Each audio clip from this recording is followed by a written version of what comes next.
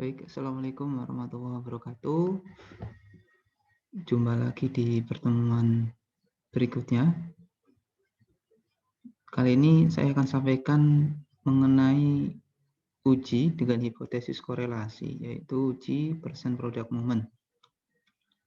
Uji ini merupakan uji yang sangat populer bagi para peneliti, baik peneliti muda ataupun peneliti yang sudah lanjut ya, yang sudah senior, dosen, ataupun para pakar-pakar yang lain ya, juga di kalangan mahasiswa. Jadi bagi mahasiswa yang senang dengan uji-uji korelasi atau penelitiannya mengenai korelasi hubungan, biasanya akan menggunakan uji ini. Seperti penjelasannya ada di dalam layar, bahwa uji percent product moment adalah salah satu dari beberapa jenis uji korelasi yang digunakan untuk mengetahui derajat keeratan hubungan dua variabel yang berskala interval atau rasio. Jadi yang perlu diperhatikan di sini adalah syaratnya. Yang pertama, untuk uji percent product moment, syarat yang pertama adalah skala datanya numerik, jadi wajib numerik dengan skala interval atau rasio. Hipotesisnya korelasi, kemudian jadi nanti diserikan dengan tujuan penelitian yang ingin mengetahui hubungan atau korelasi. Kemudian data terdiri dari dua variabel. Kemudian data terdistribusi normal atau nanti ketika diukur uji normalitas data, p-value-nya lebih dari 0,05. Kemudian ciri khas dari uji ini nanti setelah tidak hanya nilai p-value saja yang diketahui dari uji ini, tapi juga nanti kita akan melihat nilai koefisien korelasi. Kita akan mengetahui seberapa besar hubungannya dan arah hubungannya bagaimana. Nah, ini ada penjelasan di bawah ini. Jadi perbedaan antara uji percent product moment dengan uji korelasi yang lain, dalam uji percent product moment nanti ada nilai namanya nilai koefisien korelasi. Mulai dari nilai 0,8 sampai 1 yang artinya sangat kuat, kemudian 0,6 sampai 0,79 yang artinya kuat, 0,4 sampai 0,59 artinya cukup kuat, 0,2 sampai 0,39 artinya rendah, dan 0 sampai 0,19 artinya sangat rendah. Itu berapa nilai koefisien korelasi. Kemudian langkah-langkah ujinya bagaimana? Langkah-langkah ujinya, yang pertama, pastikan datanya terdistribusi normal dengan melakukan uji normalitas data. Seperti biasa, analyze, descriptive statistik, explore. Nah, untuk uji percent product moment, pada proses uji normalitas data, semua data dimasukkan dalam dependent list. Kemudian jika datanya normal, maka bisa dilanjutkan uji percent product moment. Jika tidak normal, menggunakan uji alternatifnya, yaitu uji rank Spearman atau uji kendal tau. Untuk dua uji ini saya akan jelaskan pada video selanjutnya.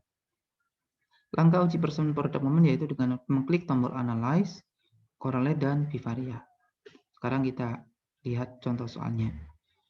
Contoh soal, sebuah penelitian ingin mengetahui hubungan antar volume lalu lintas dengan satuan jumlah mobil per jam dengan konsentrasi karbon monoksida dengan satuan ppm part per million yang diambil dari sampel kualitas udara di 15 kota besar di Indonesia. Hasilnya dapat dilihat pada tabel di bawah ini. Ada 15 kota dengan variabel bebasnya volume lalu lintas dan variabel terikatnya konsentrasi karbon monoksida. Dengan beberapa pertanyaan, hasil analisis univariat, hasil uji normalitas data, dan hasil analisis bivariat. Maka nanti kalian tinggal membuat dua variabel. Variabel pertama adalah variabel volume dan variabel kedua adalah variabel konsentrasi karbon monoksida. Baik, kita masuk ke SPSS, kita buat variabelnya.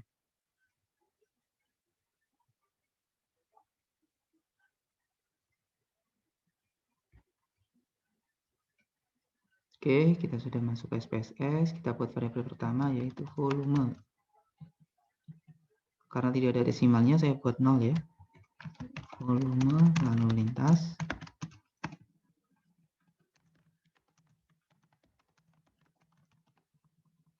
Skalanya scale ya, kemudian CO. Desimalnya 2, kadar karbon monoksida. Scale, oke. Oke, sudah terbentuk dua variabel, yang pertama volume, yang kedua CO. Sekarang kita masukkan datanya.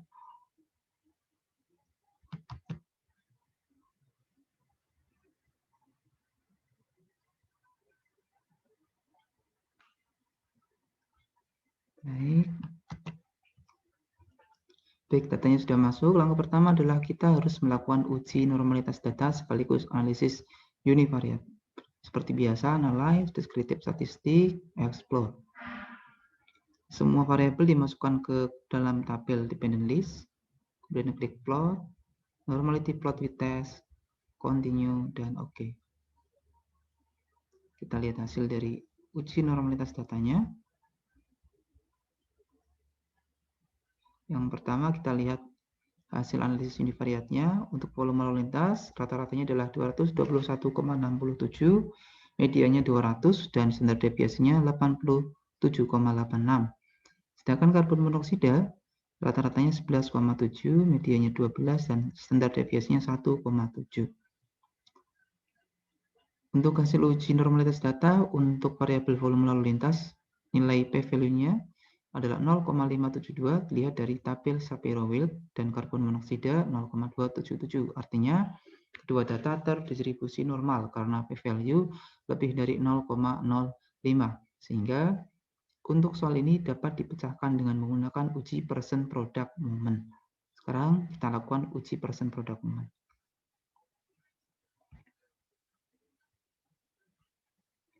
Caranya, klik Analyze, Correlate, dan Bivariate.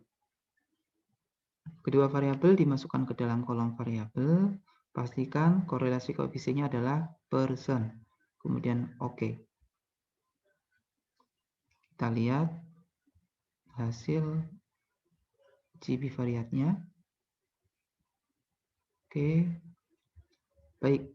Terlihat nilai sigtutile atau nilai p-value-nya adalah 0,0001. Artinya ada hubungan atau ada korelasi yang signifikan antara volume lalu lintas dengan kadar karbon monoksida. Dengan nilai koefisien korelasi yaitu 0,951. Artinya hubungannya sangat kuat karena koefisien korelasinya antara 0,8 sampai 1. Sehingga semakin besar volume kendaraan, maka semakin tinggi kadar karbon monoksidanya. Bisa dipahami ya? Sekarang kita tuliskan hasil uji percent product moment-nya. Kita interpretasikan datanya. Seperti ini. Nilai min, nilai media, standar deviasi. Kemudian hasil uji normalitas data 0,572. Hasil analisis bivariat. Artinya terdapat hubungan yang signifikan antara volume lalu lintas dengan konsentrasi karbon monoksida. Karena nilai value kurang dari 0,05, hubungannya sangat kuat karena nilai koefisien korelasi 0,951. Hubungannya positif, artinya semakin tinggi volume lalu lintas, maka konsentrasi karbon monoksida juga semakin tinggi. Baik, demikian untuk tutorial kali ini. Tutorial untuk uji percent product moment, semoga bermanfaat. Terima kasih atas perhatiannya. Assalamualaikum warahmatullahi wabarakatuh.